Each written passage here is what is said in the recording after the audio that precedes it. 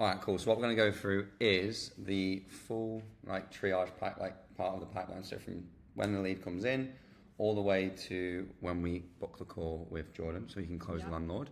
So first off, you've been put into Slack. So the main channels you want to know about are acquisitions, which is where we talk about that with the team about acquisitions. So Emily's the staging manager, so she'll stage in the properties if they need to like actually get staged before they go live.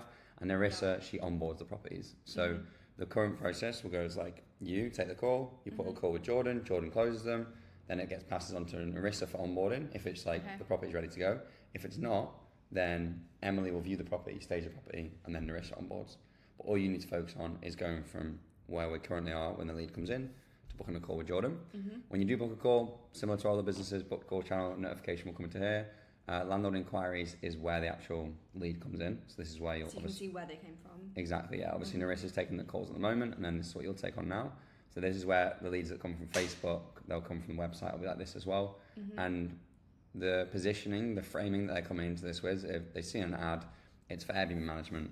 They want to get a free Airbnb evaluation, and your job is basically to qualify them, book them in the call with Jordan. New signing is when a new signature is signed, so once Jordan gets a signature on the call, and then staging chat is just literally a chat about the staging part of it. Does that all make sense in Slack? Yeah, why is there not anything in those ones already? Because new channels, new systems, gains. So meta pipeline, so there's two pipelines. We have the meta ad pipeline, then we have the normal pipeline. You're just going to focus on the meta ad pipeline because most of our leads that you're going to talk to are going to come through here. I'm just going to put, to be honest with you, the leads that come from the website and the meta into this, so Facebook, into this one, so you can treat them all exactly the same. In terms of when the lead comes in, so let's say the lead goes into Slack, which you've seen the notification what it looks like. It's going to come into Slack here, and then you're going to get put into the pipeline, so it's going to come in as a page. You're going to have like a lot of pre-filled information. Comes through to Notion. Automatically comes through to Notion, so you'll get a notification, and then you'll go onto Notion before you triage, right? You're going to be calling off a software called 3CX, which will automatically record the calls. Very simple software, similar to if you call off like GHL. Same thing. Only difference is it's not going to track the exact notes and everything of the call into GHL. Like I won't be able to play it. Like I won't be able to play it from a Notion. So what you do, the different one is. So I can't like download the. Yeah, but it doesn't matter because what you're going to use is this AI meeting notes. So what will happen when a new lead comes in? It's going to say like it'll literally get pulled in as like Airbnb management lead, and it'll put like Facebook, so like website or Facebook, and then it'll give some details. It'll be like I don't know, let's just say it was Lucy, and it'll give like the postcode or most likely like 3 bedrooms somewhere. And a lot of this will be actually filled out already. So the number of bedrooms already on the Facebook ad, so that'll get populated. Property condition on the Facebook ad, so it'll get populated. Current status, also on the Facebook ad, gets populated. Property furnished or not, also on the Facebook ad, so that'll be pre-populated. The name will be pre-populated, so if it was like, let's just say I was on the button, and I'll just change this. So this is like how it'll pull through. There we go. And then the number will be populated, so that'll come through as whatever it is, like that. And then you'll have the email that comes through, annual app, whatever. It'll all get populated for you. And then the ones that you want to fill out are these ones, like whilst you're on the call, but you can fill them out after the call, because when you take the call on 3CX, you can just click, you'll be in the Notion app, and this like AI transcriber, you can just literally click start transcribing. As long as it has access to, it'll literally, you'll have them on this phone on speaker on 3CX. But how does this connect to 3CX? 3CX. So this is the thing, right? So 3CX doesn't connect. 3CX is a app on your phone, and that's just literally where you call, right? So you're going to have an app called 3CX, and the reason it's separate. So I'm literally calling from my phone rather than my laptop. Yeah. So you're going to put them on speaker. Like this. Call them on 3CX. They're going to be talking on speaker. You're going to be talking on speaker, and you're going to have your notes transcribed straight away. Clever. Yeah. So then once you finish the call, you'll click stop. It'll automatically summarize the notes for you, and then it's your job just to take what you spoke about in there and then put it into the options here. But because we're going to follow a full script, it's going to have all my answers. Exactly. So you just copy them across, and you can put in the booked call dates, and then everything else is automated in the pipeline. If I go on to back to where we just were, everything else is automated in terms of like when you book a call, it will automatically go to the like booked call. If it's unanswered and you click unanswered, or to be fair, you just move to unanswered and you move to requested callback depending on what you want to do. But the rest of it's very much automated. It'll go to booked call, etc. Then you have, in terms of the pipeline itself, I might shorten this down a little bit, but you'll have new lead comes in, then we have unanswered, similar to how we use the other business, and then you just call them back again. Requested callback, different time, same thing, you put them in there, and you can set reminders as well in That's good. on Notion. So Yeah. I'll set it up. So I'll show you. There'll be like a follow-up date. You'll book that in, and then that'll basically remind pop up. you specifically. Yeah, there's like a task section on the. It'll come in like here, basically, in your inbox Okay. on the day that you need to call them, basically. And it'll also be in the calendar, and you can have a follow-up calendar in here, so you'll be able to see on the days that you need to follow up. Pretty simple. And then if I scroll up a little bit, then the other stuff that is relevant in here, you've got like follow-up 1, follow-up 2 if you actually did follow-ups. The viewing book, that'll change to call booked. Contract signed is obviously contract signed for Jordan. Staging, onboarding, pretty much simple as that. Like all your job though is pretty much new lead comes in, we call them, we book a call with Jordan, and what happens is when we put in the booked call date, it goes all the way through to booked call, and then it will Jordan, automatically do that, or yeah, it will automatically do it. Put them into email sequence, everything. That is literally it. That's all on your side. The other thing we can do as well, it's not 100% necessary, is we can set up a WhatsApp group, but at the start we don't necessarily need to do that. I would just literally get the emails, book them in that day, and then Jordan can message them separately on his 3CX on text. That cool? Happy with how that works? Yeah, that will make sense. Yeah, and I've got an SOP I can just send you so you can remind you of like where we go up to. And again, is this like a fresh pipeline you've made? Yeah, so we've made a fresh one because we're going to obviously start this like full process from start to finish, and because you and Jordan are coming on board, it's like makes it way easier, right? Yeah. And the other girl that's currently ringing people, is this going to go through to her as well, and it's like whoever gets there first? No, it will literally just be you. Certain hours a day we'll have you working. And Narissa's whole job, because we're onboarding like 5 properties a week, Narissa's whole job is just to like set up properties online. Okay. So kind of forget one. Narissa's been doing the past one in this pipeline, so this is the other pipeline. But I don't even need to. Don't need to look at this anymore. Yeah, there'll basically that's why I've created the new pipeline for when you come in. Okay, perfect. Then we'll go into the. Any more questions on that? No. Yeah, good. Cool. So we'll go into like what the actual full acquisition process looks like. So this is like end-to-end acquisition process. So the new lead comes in, as I spoke about. You triage the landlord. If the lead doesn't answer, we go and they get put into a follow-up sequence. If we request photos and property info, and we'll go for that in a second. If they haven't booked a CEO call, it's like really far out, it's not qualified yet, Johnny will send income analysis, but you don't need to worry about that. Arrange the CEO follow-up call. Johnny used to take the calls, but now obviously this will be with Jordan. So this is the call that you're booking. Jordan closes the deal. We send the contract onboarding invoice. We track Notion tracker, but like this, you only need to worry about literally the first basically 3. Okay. To be honest with you. Yeah. And then this is what Jordan then carry on with. But just for like reference, what happens then is we track the Notion contract tracker, which is making sure they sign the contract. Jordan should have done it on the call, but if he hasn't, it'll be in the tracker. We book the property viewing, which is the onboarding viewing. That's what Emily does. We complete the viewing, we do any staging that needs to be done, we set the onboarding date, onboarding format, we take payment for the initial onboarding invoice, and then Narissa onboards them. But that's like full end-to-end of how it happens. Make sense? Now for the good stuff. So triage, call, SOPs. So this is what you'll be doing, basically. Now the whole goal of this is qualify hard, build trust, create desire, book a CEO call, or book a call with call with Jordan, with all decision makers present. Very similar to what we've been doing already, but the core objectives, qualify the landlord properly, don't waste Jordan's time, position Airbnb management as the obvious next step, book a second call with Jordan or the decision makers if necessary, and then pre-frame that next call as the decision call basically. So this is what it looks like. Speed to leads critical, as we know, looking to get back to the inquiry within 5 to 10, 15 minutes of it coming in, between the hours that we decide. If we ultimately landlords, unless they ask you to like ring back at like 8 p.m, they kind of just operate on their phone, just doing their thing. That we can call them next day. It's not that much of an issue. We haven't seen that much of a correlation between like speed to lead and booking the call. If anything, they get a bit confused how it's so fast. But and like if you get back to them straight away, great. But what they normally you call me back so fast, so it's fine. But very simply, we go like, hey, is that Daniel? Like landlord name. They then say yes, and the whole idea we want to get as many yeses as possible throughout the whole process. That when we go to say, do you want to book a call? Like we book a call in, they say yes. Yeah, exactly. And then it goes, great, it's Lucy from 53 Reach Property. You've just inquired about Airbnb management. So I wanted to give you a quick call and understand your property and what you're looking to do. Have you got 2 minutes now? Obviously that's so we can try and get a call back if not necessary. If they say yes, we move on to the next step. If they say no, no problem, when's better today? Arrange a follow-up, easy as that. Then we'll call back at the exact time you're scheduled to call. If no answer, call back later that day. And then you go into like a follow-up sequence. Control the frame. Very simply, this is where most setters lose their deal normally. They set the frame, like they don't set the frame at all, so the landlord doesn't know what the call's about. Very similar to like if we're trying to close someone. Perfect. I'm going to ask you a few quick questions about the property and your goals, and then obviously the more you do it, you can change the script. It's just like a guide. Then if it looks like we can help, I'll get you booked in with one of our senior team who can show you, and you can say Jordan to be fair, but senior team sounds good. One of our senior team who can show you exactly what you could do in Airbnb. Does that sound good? Yes. And like whatever way works for you, you can change up a little bit. But that positions that next call as valuable, and it also makes this call feel like a filter, which ultimately it is. Then it's the qualification part. Very simply, you're going to go through all the questions here. A lot of them you might already have, and if you do already have it, then just reiterate what they've put in the form. Okay. And you're going to have ideally what you have is you have your meta ad pipeline up at the same time. Yeah. And then you've got these side by side, right? So you'll have the data from here and like side by side, and then you're like going down the script like this. Okay. It's recording. You're on 3CX. Yeah. Everyone's happy. Yeah. That's how I would do it.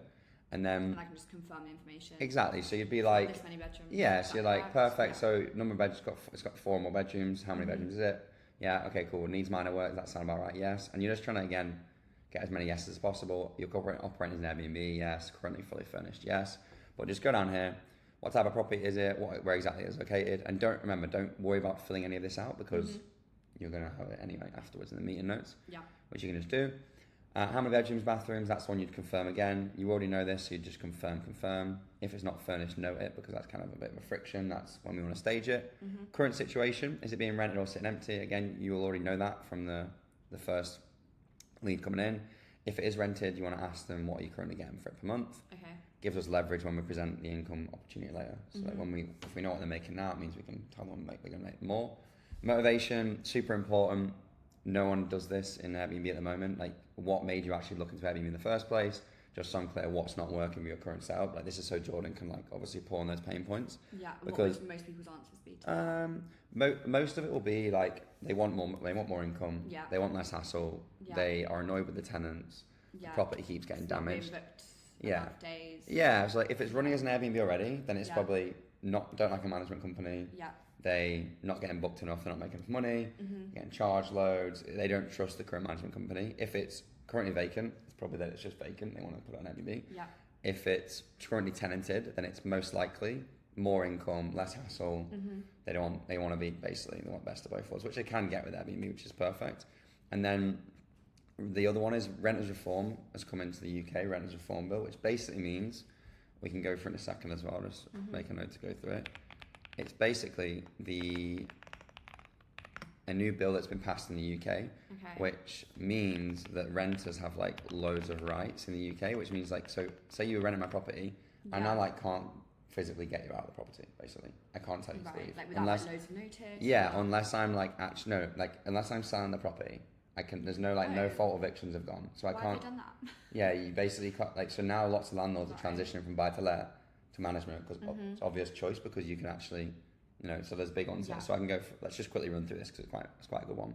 I'll send you this details afterwards. But the Renters' Right Bill, previously called the Renters' Reform Bill, is the biggest change in the UK rental market in decades. It's designed to give tenants, so like if you're renting off me, more security and power, but for landlords it means less flexibility, more regulation, slower processes. The bill passed in Parliament October 2025, so very recent, and its rules will start pass through 2026, so literally like last couple of months.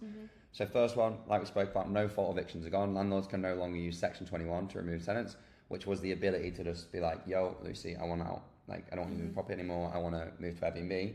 They can no longer do that. They can't just make you leave because they want to make more money. Right. Where, I want to increase the rents and you're not happy. They can't do that anymore. When did this? So October 25 was when they passed it. So it's literally started from the last couple of months. Right. That's why you noticed a massive shift in like the amount huge. Yeah, huge. That's why it's like such a good opportunity as well. Then rent increases can be challenged now. Is the issue not that they can't move to Airbnb because they can't get out the current tenants? This is what there's people like naturally it's for the people that have like left or they like we have like landlord exclusivity agreements. So like, look, I want to do this when my tenants leave. Let's sign now. So eventually when I can get them out, we can do it. Okay. Or again, they've been through a refurb, the property's empty, it's vacant, or a tenant's leaving and they're like, I know where I'm gonna get another tenant. That's normally the situation. Yeah, if someone rings and they've got a tenant, that's why when we go through the minimum criteria to actually book a call, if they've got a tenant in now that's like doesn't want to leave, don't book a call because like they're not going to do anything. What we do instead, it's just like we do like put them into a follow-up sequence and we ask them to reach back out when they've actually got the property back. No more large upfront rent. You can't ask for like 6 to 12 months upfront anymore. The rent increases can be challenged, so that if I try and increase the rent and you're renting off me, just can't be done. They can challenge it. Yeah. PRS database. They have to register their property with a national database. Unregistered landlords can face fines and lose the right to serve notices. PRS, kind of irrelevant for what the job you're doing, but property redress scheme, it's like a middleman between a tenant and a landlord. So if I'm self-managing, like a tenant can go to PRS. Okay. If there's like an issue. Yeah. You're similar, like if you booked my property on Airbnb, you would go to Airbnb for support if there's an issue with the property, rather than coming to me because I'm not going to do anything. Okay. PRS is that, but to landlords. Yeah. No one will ever ask you about that, but it's good to know. Private rented sector ombudsman, similar to the above, they complain directly to a middleman. Decent home standards and AWAB's law applies to private landlords. Have to fix hazards and serious issues within strict time frames. Failure to act as fines and enforcement. You can no longer say no DSS. So you can't. Do you know what DSS is? Basically, it's like council benefits. Okay. Anyone on benefits in the UK is a DSS tenant. Right. You can What's no it longer. stand for? I actually don't know what DSS stands for. To be fair. Okay. But Don't need to know. don't need to know. I just know it's benefits. People on benefits, right? Okay. And the people on benefits used to be able to say, look, no DSS here, because normally they're not like great tenants because Right. council estates are like, right? Yeah. And then you can't do no children listings anymore. I don't believe you can do no pets anymore as well, which is kind of weird. Okay. You can't even say no pets, which is crazy. Maybe wrong there, but yeah, ban on rent bidding wars. So you can't like say someone else offered me this, you offer me, you can't do that anymore. Yeah. Tenants can request, pets and landlords must have valid reason to refuse. Okay. It's like you have no control. Like with all these in place, you can see how there's like no control over your property anymore. Yeah. So most of this is actually beneficial for you. Massively, yeah. Yeah. Definitely Just for us. apart from the like transition phase where people can't get. Exactly, and tenants that's out. why like it's such a big industry, because now people are choosing Airbnb management over buy-to-lets because they just have flexibility. Even if they make less money, they're still happy because they can actually like sell the property if they want. They can like do things with it. They can keep it in a good condition. And local councils now have like individual power to fine up to £7,000 per offence, whereas before it was the government that would fine you, and the government never do anything in the UK. Yeah.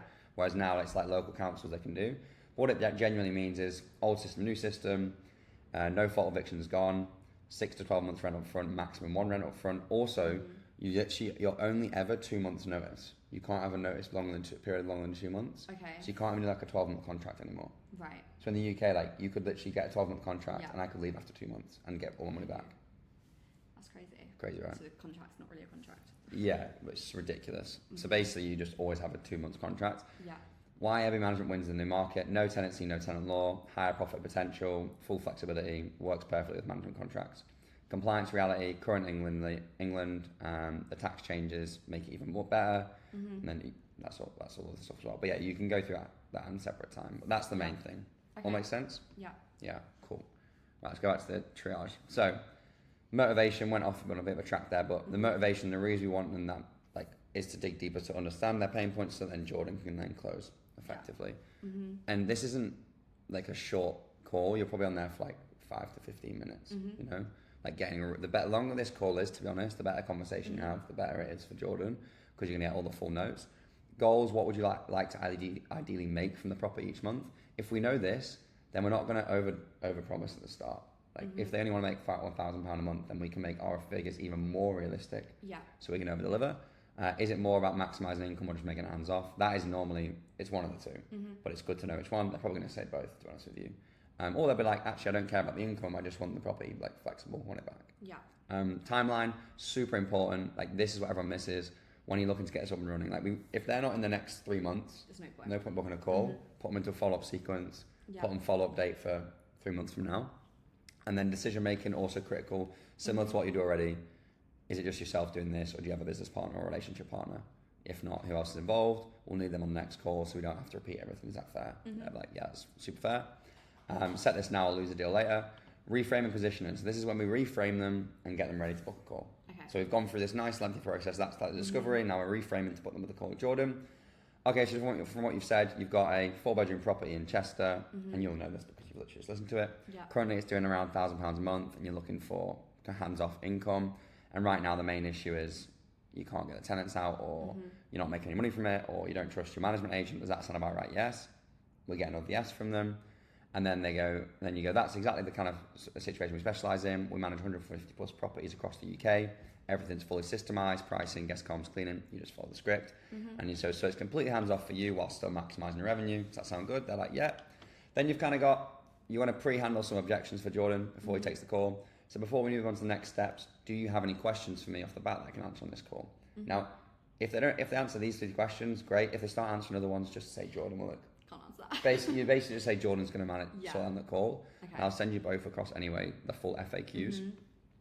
I'm not sure if Airbnb is going to work in my area. Totally get that. Again, we acknowledge them and then we say, we'll actually run a full market analysis on your property before anything gets done. And is this something Jordan would do on the call? Yeah, exactly. So when you watch the video with Jordan, you'll see that on the call, Jordan's going to literally walk them through the full analysis.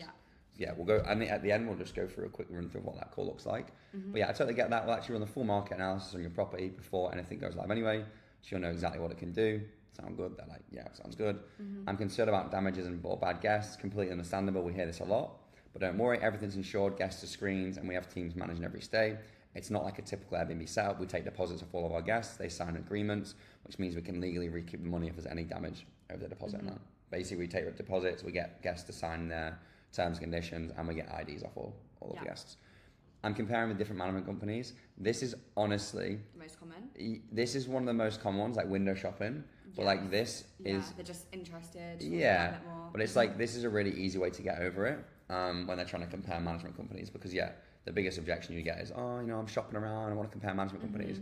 And what we do is we say, I get that. To be honest with you, most landlords we speak to are comparing companies, but the big difference between them and us is we are actually going to show you the full breakdown, how much money we can make you on Airbnb, so you fully understand it. Not just like the numbers on the screen, but the analysis as well. A lot of companies are just going to pick a number out of thin air, make it super high, just to get you on board. Whereas we're going to actually make sure you fully understand where the numbers come from and show you the full system behind it before you commit to anything. Does that make sense? Yeah. And they're like, yeah, cool. Because the big difference is most people, one, they won't even triage and won't even do a qualification. They'll just like ring the landlord, or they'll just email the landlord. Sell them a dream. Yeah, with the analysis, which is like way too high, and then they under-deliver and their churn rate's super high. Whereas our churn rate's like less than 2.5%. So it's like, because we don't ever over-promise, we just always over-deliver. Yeah. It also helps frame the call with Jordan, because when Jordan's on the call, he's literally going to run them through the full analysis and make them fully invested, like they're buying into it. It feels like they've done it. And they have like full transparency. Yeah, like he's literally screen sharing the exact analysis process. Yeah. So they feel empowered to be like, I know what's going on, super trustworthy. And you also like kind of throw shade on all the other people there, because you're like, all these big companies are just going to pick a number out of thin air. Yeah. And they might say a number here as well. They might be like, X said I can make $5,000 a month. And it's like, cool, totally understand that. Well, let's get you on a call, let's book you on a call with Jordan, and then we can run through everything with you and show you the exact comp sets. So a comp set is like the comparables, comparable data we use. Yeah. So we'll show you the comparable properties or where we get the analysis from, and then you can fully understand it. That sounds good. They're like, yeah, because you're literally providing them value. You're not just trying to get them on board. I would ignore the soft close. Just go straight for the hard close. Yeah. So you just, again, a landlord does not understand the sales process. They just want you literally to hold their hand down the whole process, and that's exactly what we're doing. We're making it super easy for them. They've inquired about Airbnb. We are just holding their hand. Everyone expects these landlords to like know what they're getting sold to. But then you're literally helping them. Like it's not like they're going to pay you $10,000 up front. Yeah. They're just going to sign a contract, and we're going to manage property and make the money. Yeah. And perfect. The next step is to get you on a call with Jordan. You can I'll change this to like Jordan, our acquisitions manager, for example. He'll run down the full breakdown of the property, expected income, strategy, and exactly how he'd manage it. So let's get that booked in now. And again, you're not asking them. Okay. You're telling them that this is what's happening. This is our next step. So let's get that booked in now. Does Tuesday or Thursday work better for you? You've got Calendly up at this point. Anyway, she'll be able to see when he's available. They say Tuesday or Thursday, and you go, perfect. Would morning or afternoon be better? They say morning, afternoon, and you go, perfect. Does 3 p.m. or 4 p.m. work? Never ask when works. Give 2 options based on the calendar thing. Similar to what we do already. Always just give 2 options.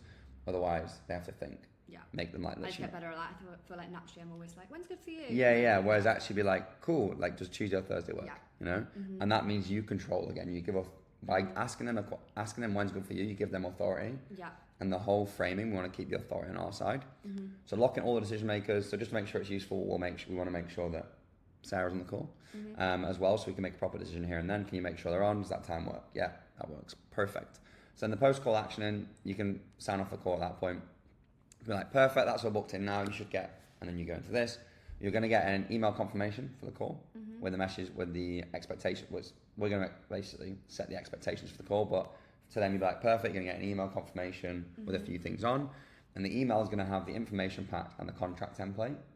So on like when you end the call, I'll just add a little section here as well. You want to close the call being like, perfect, that's all booked in. Any questions before I leave you? No, that's perfect, amazing. Okay, perfect. You're gonna get an email sent across to you which has the information pack on, which I want you to go through before the call, and our contract, like an example contract. If you can make sure you read through both of those before the call, that means Jordan can answer any questions on it. Yeah. And they're like, cool. And then, like I say, at this point, we haven't got any photos. So we just say, if you could please send across some photos before the call as well to our email, then that'd be amazing. And that's basically it. We close it off. There's a template that we send on Gmail. You literally just, when you move them to booked call, it'll automatically send anyway.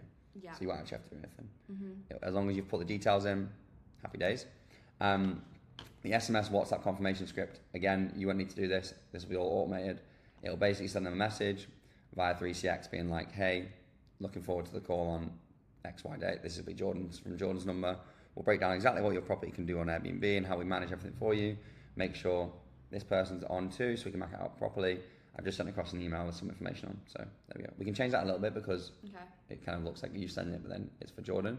Yeah. So, but they'll basically get an email confirmation, an SMS confirmation, and there's like a short reminder email. Okay. We want to be booking them between 24 and 48 hours out. Like, don't book them in the same day. Yeah. Because they're not going to go. We want them to go through the information pack and the contract. Otherwise, if we book it the same day, there's no way they're going to look at it. And we jump on the call and be like, what's going on? Whereas if we book, like, realistically, most of them are going to be like 1 to 2 days out, maybe 2 days out. Yeah. Then that means they give them enough time to look through the contract. Because in the pre-call sequence, we remind them again. That call tomorrow, just to remember, please go through contract template, go through information pack. Any questions? Cool. That makes sense? Yes. Main thing is you're not there to chat, you're there to qualify. If they're serious, don't. If they're not serious, don't book call. Criteria. Yeah, like not serious, and then like, I'm just having a look. Like I was just interested. Like, don't book a call. Well, we'll go through the criteria now. So if the decision maker isn't on the next call, don't book it. Just find a call they can go to. Control the conversation the whole time. Never let them try and take authority. Always assume the service works. Your job is to fit, not convincing. Like, your job is to see if they're a good fit. Perfect call ends with, their full property, their situation, the motivation, they feel understood, they see Airbnb as the better option, they're pre-sold in the system, because we've already pre-sold them on it, the next call's booked with all decision makers confirmed. Yeah. In terms of the minimum requirement, like you spoke about, a lead must basically hit all 4 of these pillars before booking the call. This might look like a lot, but realistically it's not a lot. Okay. I'll tell you why. I'll go through all of them and I'll tell you like a quick summary of it all. Yeah. You want to book it if they're like, there's a clear reason for switching. So the first one is property suitability. So non-negotiable is just if it's... But then how do I know if these ones on the phone, like if it's a good location or like... Yeah, so realistically, the only one I want you to look at is property's not ready for 3 to 6 plus months. Fine. The rest of it, to be honest with you, that's fine. Like, just book them anyway. Yeah, because what's going to happen is this qualification is also about like the property, the photos they send back to us. Yeah. So like, we don't know at this point what the property looks like. Yeah. If it needs a bit of work, they've obviously put it on the form, so they know it needs a bit of work. But if they said it's ready to go, but it's not ready to go, we don't know this at this point, and we can't tell unless they send photos. Yeah. So what happens is like, this is more about disqualification afterwards, because middle of nowhere is actually fine. I can delete that one. Council and lease restrictions, again, we won't know until the call with Jordan, unfortunately. But if it's an apartment, they'll get an email basically saying like, can you confirm this? Yeah. Refuses to furnish, again, that's once we get the photos. Like once we get the photos, then we'll know that and we can cancel the call. Like if it's a shit tip and we say, look, this is going to need like 2 to 5k spending, are you happy with that? And they say no, you say, well, look, like let's move the call. And if they say yes, that's something you guys would sort. Yeah, so that means that's a good thing. That means we can stage the whole thing. So like on that first call as well. And it's Emily that stages the properties, right? Yeah, yeah. Does she do that regardless of the location and? Yeah, we have a full team whole across UK. Yeah. Right.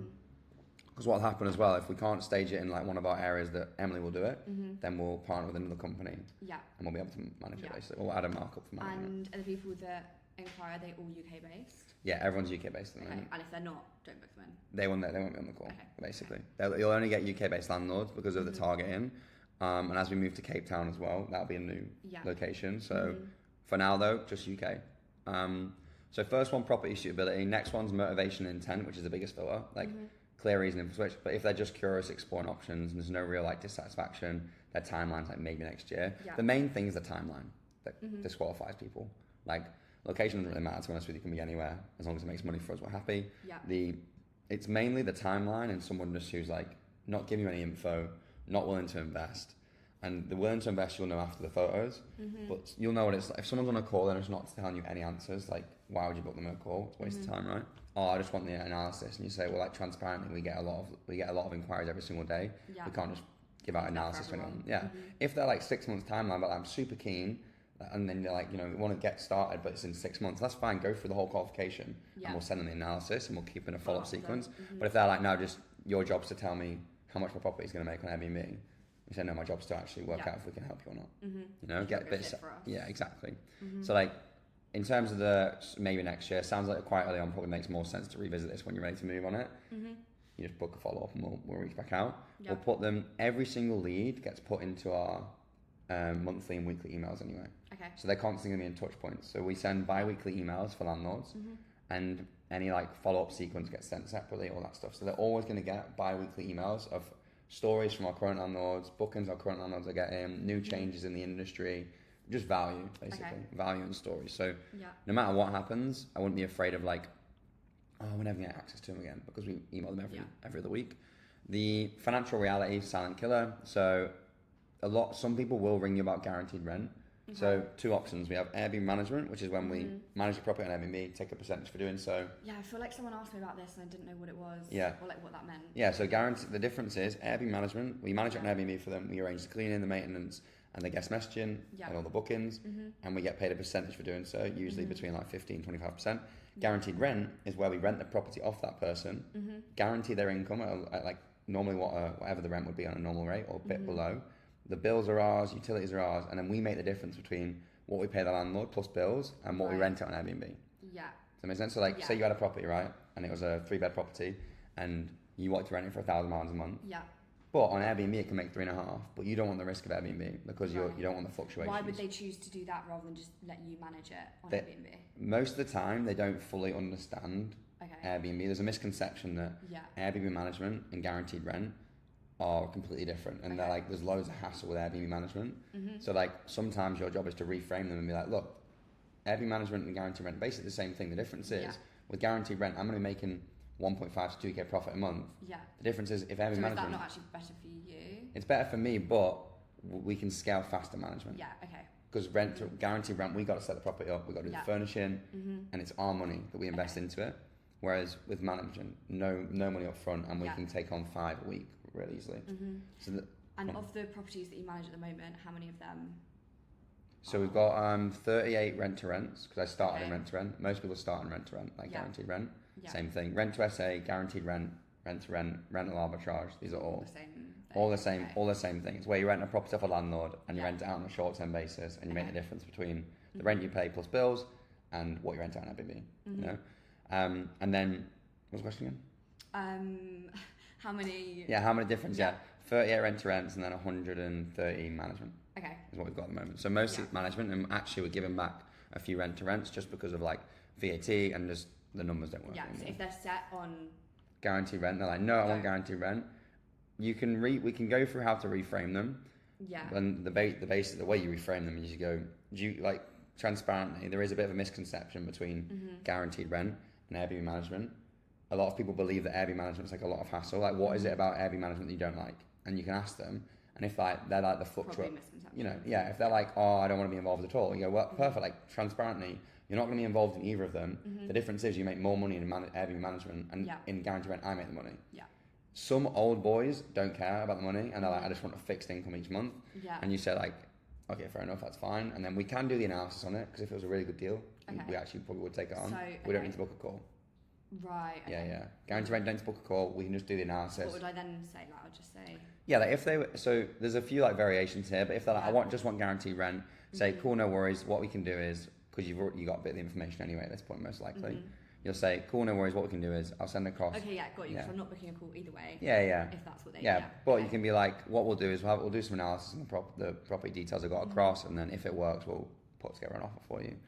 Sound good? Any questions? Move on.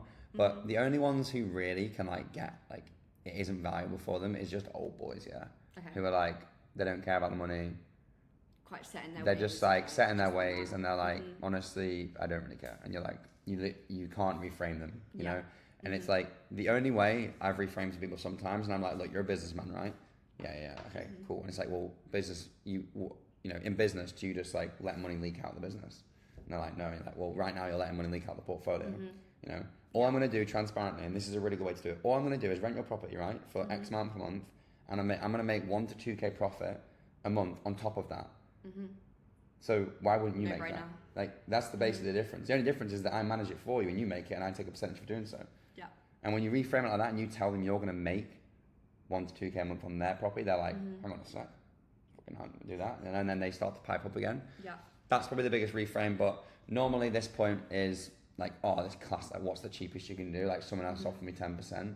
It's like, you know, and then we can go into like actual objection handling, but that's mostly what Jordan will do. Yeah. But it's the same thing. It's like, if you want to get a nice steak, where do you go? Do you go to McDonald's? No, cool. Yeah. We're priced at this, and we're very actually competitively priced. We're probably the market average 14% plus VAT, but we're at that because we've got consistent results for our landlords. Like, check Trustpilot, check our reviews. You know, 6 years plus hosting, 2.5K reviews on Airbnb, 500 plus reviews on Booking.com, 500 plus reviews on Google. It's like, we've got it all going for us, you know. You can close it out when it's probably not the best fit if you're looking for a fixed low-cost setup. We focus on maximising performance for our clients rather than just covering rent. If you want to pass it on. Decision maker status, hard rule. Speaking directly to the decision maker, or they guarantee all decisions, that's good. Do not book if I'll speak to my partner and get back to you. They're not really involved. Avoid committing to a joint call. Okay. Like, why would you not have your business partner on? And with any of the objections as well, or any like pushback, you want to basically match their energy. And this is with all the triaging you do. Whatever their energy is, match it. Like, if they start getting cocky, you fucking start getting cocky. And if they start like saying loads of stuff, you can just act super confused and be like, I'm confused here. Like, so you're in business with your partner, and you don't want your partner on the call with us. Don't want to be involved in this. Yeah. So are you in the business with a partner, or just you? And like, this is what I want you to get to, because then this what stops wasting Jordan's time having to do it. Yes. You know, like, we want like, but this is why it's fun as well, because they're coming to us. They want our service. True. They already know we're the best. Yeah. You know, it's just about like making sure they fully commit to the fact. And like, our show rate's like 100%. No one misses the calls. So that's good, right? And our close rate's like 80% when it's done right. So yeah, I was about to ask, out of the people that Jordan has the call with, like, how many of those properties would you take on? Yeah, like pretty much 80% of them. Like the ones that make it to the call, because I will know before the call if we take it on, because they're going to send photos back. Yeah. And currently, how many calls are being booked per week? Looking like 5 to 8 a week at the moment, but I'm spending like no money in ads. Yeah. I'm basically spending like, I think we're spending £10 a day on ad. Right. Which is ridiculous, because no one runs ads in the Airbnb industry. Yeah. So I do £10 a day, we get 2 to 5, we get about 5 leads a day, it's like £2 a lead. Okay. And of that, like 1 in 5 is qualified, so that means 7 days, we have 7 leads that are qualified to get booked call, basically. Okay. 5 which close. Okay, so you'd say out of like process. 5 people that I speak to, only 1 of them would be worth looking in? On average, like 1 in 4 on average. Okay. Yeah. But like, as we... So I do need to be quite strict with it. Yeah, I mean, it's obviously hit and miss, because we haven't scaled the ads that aggressively. When we scale the ads, we get way more, because we can actually optimize. Yeah. Whereas because we're literally spending so little, we're not really like, we can't really optimize them, because we're optimizing £10 a day. Yeah. You know, but like right now, what it currently looks like is about 1 in 4, 1 in 5 are going to be qualified, of which will close. Like, you will book in, say, let's say you booked in 7 calls, like I say 5 to 8 calls for the week. That's why you would normally close like 4 to 5 of them. Okay. That's kind of what you're looking at. Yeah. It's looking at like, we sign contracts, and this is another thing I was speaking to Jordan about. It's not just like one client could be like 5 properties. So like, we had one client last week that signed 3 properties. It's like, that's why you want to get those clients on the calls. So it's always a bit different. So it's not as hard hit as just like 5, 5, 5. Once we start scaling the ads and dial it in, then yes, it will be. Disqualification triggers, timelines over 90 days with no urgency, timeline. No control of the property. So again, that's what's about with like the tenant in there. So you can't actually get it, but like, cool, let's just like revisit it. Complete distrust in Airbnb management, like Airbnb, kind of like why are they on the call. Wants information. But is that not something that Jordan would be able to... Like, if they want to do Airbnb, yeah, that's fine. But if they're like on the call, so honestly, sometimes you speak to some weird people and you're like, hang on, you've literally inquired for Airbnb management and you're saying you don't want Airbnb. Again, be confused. Well, they want information only with a no intent to act. So this is an interesting one. a lot of landlords will reach out to get the analysis so they can get a mortgage. And we should charge them for that, yeah. So they need a professional management company. Interesting, okay. So they want to manage it themselves. This is like sneaky. They want to manage it themselves, but they need a professional management company to submit an analysis so they can give to the mortgage provider. Right. Yeah, so they're going to. That's why we don't send the analysis just straight away. That's why they have to jump on a call with Jordan. Okay. And that's why we have to qualify them. Yeah. And so if they're not wanting to jump on a call, you're just like a time waster. Yeah. If they because the ones who are even in 3 to 6 months that aren't wasting our time, they'll still want to jump on a call. But you'll say, look, realistically, let's jump on a call in 3 months. Yeah. You'll be on our landlord. You'll be on our emails. You'll be on our emails anyway. You'll get email once or twice every month. Yeah. Which is going to give you some value. Talk about where we're currently at with the properties. But just when you're ready, reach back out. Like you've got our email address, or you got my number. Text me. And then it refuses to include the decision maker we just went through. You can be really confused with that. I don't get it. Like, are you in business or not? Why would you not want them there? Exactly, yeah. So grey area leads, they're not no's, but yes, these are like property needs furnishing, but again, this is afterwards. When we see the property needs furnishing, but they're reluctant, tenants still in but leaving in 90 days, interested but hesitant, just book the grey area leads in. If you're unsure, just book them and then we can always cancel them. Okay. Because there's this is a qualification, and then we have when the photos get sent, we can have another qualification. Would you say that's where most we cancel the calls? Yeah. Okay. That's also why so many, like I say, it's not like you're going to just book 1 in 4. You're probably going to book maybe 2, 3 and 4. That's what I was going to ask. Yeah. And then you're actually going to book a lot of calls, but we cancel them before they get to Jordan because makes sense. They don't want to invest in the property, for example. Yeah. Or we move the call later when we've got it. And then green light, property ready or almost ready, clear frustration with the current setup, wants more income, timeline ASAP or within 3 months, decision makers on the next call, and they should feel easy to close. They just answer every single question. They're like, yeah, perfect, sounds amazing. In terms of area criteria, you can go into this if you want, but to be honest with you, it's absolutely fine. Just book anyone in across the UK now. Yeah. Email and messages templates. You can look at these, but these are the automated stuff that gets sent out. So don't worry about that. I can send you I'll send you the SOP on, what sequences go out when you move something to what happens. The most important thing though, with the automations that I set up, is just making sure that the process is you do the call, do the transcription on the AI, you input all the details, and then you put the book call date. Yeah. Because if you don't put the book call date, or you don't put the details in, then you put this in first. The automations aren't going to go through. Yeah, I mean they'll go, but they won't have any information. Yeah. Whereas the AI needs to know what's going on with the property to customize the emails. So fill everything out, then put booked call date. Basically, yeah. Simple as that. Then the other stuff we can go through: pricing and fees reference. This is like the reference for everyone. This is just our pricing and fees. 12 months is 14% plus VAT. 6 month management contract, 18% plus VAT. Month to month, 22% plus VAT. And if they start asking questions about this, tell them this. They're only going to ask. They're only going to ask questions when you get to. If we go back to the triage call script, they're only really going to ask these questions when they get down to this part here, handle objections. Yes, I would honestly just handle these 3 objections if they ask on the call. If they start asking loads of questions, just be like, nah, look, we'll go through everything like that. Any price question, just say, Jordan, go through. Yeah, so the management information pack, which I'll show you, is going to have a lot of these details on. Yeah. Pretty much, you just say to them, look, great question, that'll get answered in the management information pack. If it doesn't, Jordan will answer on the next call. Yeah. Otherwise they're just trying to get you again for knowledge. You just you don't want to give away. There's only 3 objections there because there's the only 3 that I want you to answer. Okay. If there's anything else about pricing, about fees, about the contract, be like, look, next call, we're going to send you across information pack and contract anyway. It's going to answer everything in there. Yeah. Hands off the staging prices. Again, if they ask about staging prices, say, we'll go for all the next call. First, we want to make sure the property is something we want to obviously work with. And are they set prices, or is that just a They actually are. So these are for these are for our fee, not the actual amount of money it costs. So we charge £3,000. Yeah, that's why it's so good. We charge 3K, right? Yeah. Plus VAT for our time to furnish a 4-bed, of which is 3 days. So that's why furnishing and having a staging company is so lucrative as well. Yeah. Amenities cost. If they start asking about this is more for you guys just to understand. This is the SOP. So frequently asked questions. There's a lot of frequently asked questions here. You can go through them. I'll add some more in as well. They ask about vetting processes. Most of this is for Jordan anyway, but this is good for you to know. Yeah.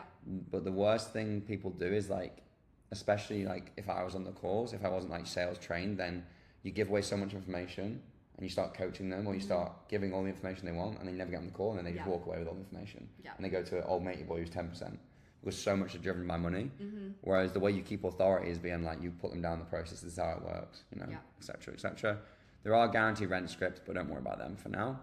And that is pretty much the process from start to finish. Does that all make sense? That does all make sense. Yeah. Yeah. Any questions on that? We have an answer ready. Don't think so. Yeah, simple as I that. think I'm all good. But that's it. Lead comes in. Yeah. If you go through the whole process again, lead comes in, you triage them. If the lead doesn't answer, they get put into a follow-up text sequence. We request the photos and the property info after the call, like we just said. We send across the information pack, contract. The CEO, and that's what I'm sending that across. That'll get sent on. That's the automatic email. Yeah. So in that email confirmation that gets sent, and like I say, I'll send across the SOP so you can read it all. So I don't really do anything after Literally. them in. Literally, yeah.